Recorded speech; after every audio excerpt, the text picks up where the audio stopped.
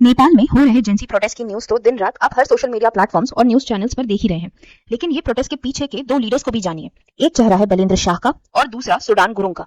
Wrapper से राजनेता बने बलेंद्र शाह पहली बार अपने रैप गीतों से फेमस हुए, जो भ्रष्टाचार और पॉलिटिकल इनएक्टिविटी पर प्रहार करते थे। उनके गीत बलिदान ने नेताओं पर देश को लूटने का आरोप लगाया और पारंपरिक पार्टियों से निराश हुई युवा नेपालियों को प्रेरित किया। 2022 में उन्होंने उसी लोकप्रियता के दम पर काठमांडू के मेयर चुनाव में जीत हासिल की।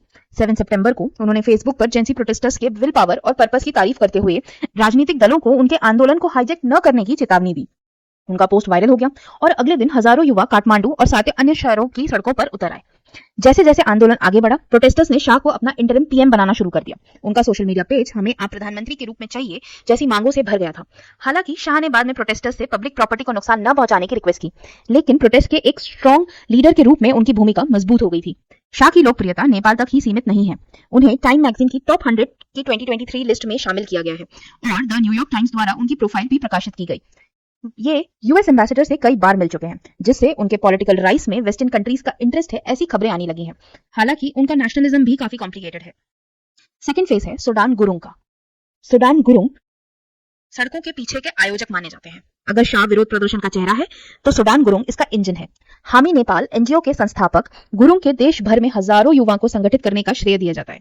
उन्होंने इंस्टाग्राम को एक कमांड सेंटर में बदल दिया, विरोध कैसे करें वाले वीडियो पोस्ट किए और डिस्कॉर्ड ग्रुप्स का यूज करके स्टूडेंट रैलीज निकलवाई, पेट्रोल बम जैसे अग्रेसिव मेथड्स यूज किए।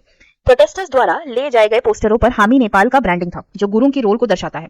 रिपोर्ट्स के हिसाब से लीक हुई चैट से पता चला है कि हिंसक विरोध प्रदर्शन की तस्वीरें वेस्टर्न मीडिया के साथ शेयर किया गया है और बांग्लादेश जैसे ही शासन परिवर्तन किया जाए इस पर चर्चा भी की गई है। 2020 में एक डिजास्टर रिलीफ एनजीओ के रूप में स्थापित हामी नेपाल ने शुरू में बाढ़ और भूकंप के दौरान अपनी विश्वसनीयता बनाई, लेकिन इसके एनजीओ को मिल रहे फाइनेंसेस ने डाउट क्रिएट किया है। गुरुंग ने स्वीकार किया है कि एनजीओ को Coca Cola, Viber, gold star और मलबेरी होटल जैसी फॉरेन ऑर्गेनाइजेशन से लगभग 200 मिलियन नेपाली रुपए मिल रहे हैं। इस साल की शुरुआत में उड़ीसा में एक नेपाली छात्र की मौत के बाद हामी नेपाल ने एक भारत विरोधी अभियान भी चलाया था, जिससे उसकी राजनीतिक एजेंडे को लेकर डाउट और बढ़ गया। शाह और गुरुंग नेपाल के जेंसी अनरेस्ट के ट्विन सिंबल्स बन गए हैं। कई युवा नेपालियों के लिए वे एक करप्ट सिस्टम के खिलाफ जाने वाले नेशनल हीरोज हैं, लेकिन कुछ लोगों के लिए ये दोनों कुछ और परेशान करने वाली चीजों को दर्शाते हैं। एक स्क्रिप्टेड उथल पुथल जिसका मकसद सिर्फ रिजिम चेंज लाना है।